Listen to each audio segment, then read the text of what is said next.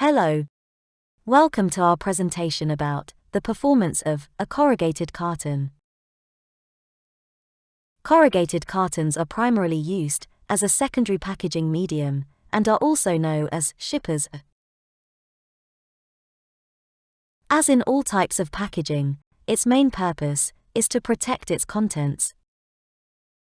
In simple words, the role of a corrugated carton is to ensure that the product reaches the consumer or retailer in the condition intended by the manufacturer of the product.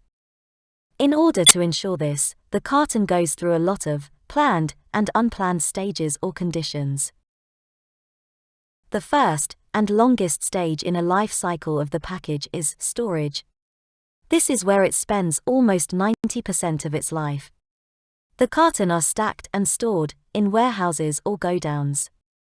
This is also where 95% of the problems or performance issues occur. Every one of us has surely seen a warehouse with stacked cartons. At the top of the stack, everything seems fine, but as you look down towards the base of the stack, you will see a badly bruised, damaged carton about to collapse. Glance around and you will probably find the same situation in all the stacks across the warehouse. Is it a coincidence? Of course not. The carton is simply not strong enough to withstand the load of the stack. Ask any layman, why does the lowest carton look in a bad shape? He will promptly respond as stack weight is more than the carton's strength. Now ask a packaging or quality control man, what is the solution? A vast majority will reply, increase the bursting strength specification. Why bursting strength? If bursting was a problem, why only the lowest carton is affected? If bursting strength was the culprit, even the top carton should have burst open. In fact, the lowest carton has not burst at all. It has just gotten compressed. Even if the lowest carton has burst, it must have burst open, because the carton collapsed and then pushed the product against the walls of the carton. Very rarely will you find the products themselves pushing the carton walls from inside and making the carton burst. So, if everyone understands that the carton failed because of stack load, then it is a problem in compression strength and not bursting strength. If that is the case, why are we running behind the wrong parameter, called bursting strength? A large section of the people in this industry do not possess the correct and complete understanding of the subject. They either are or try to act ignorant.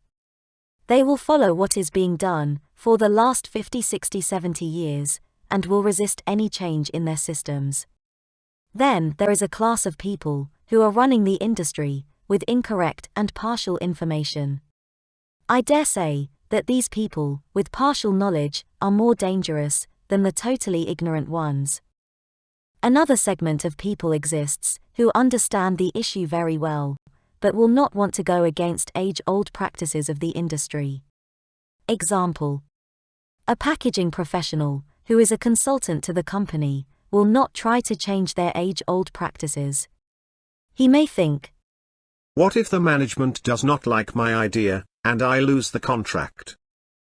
A packaging development employee will probably think, I am here in this company for 2 or 3 years.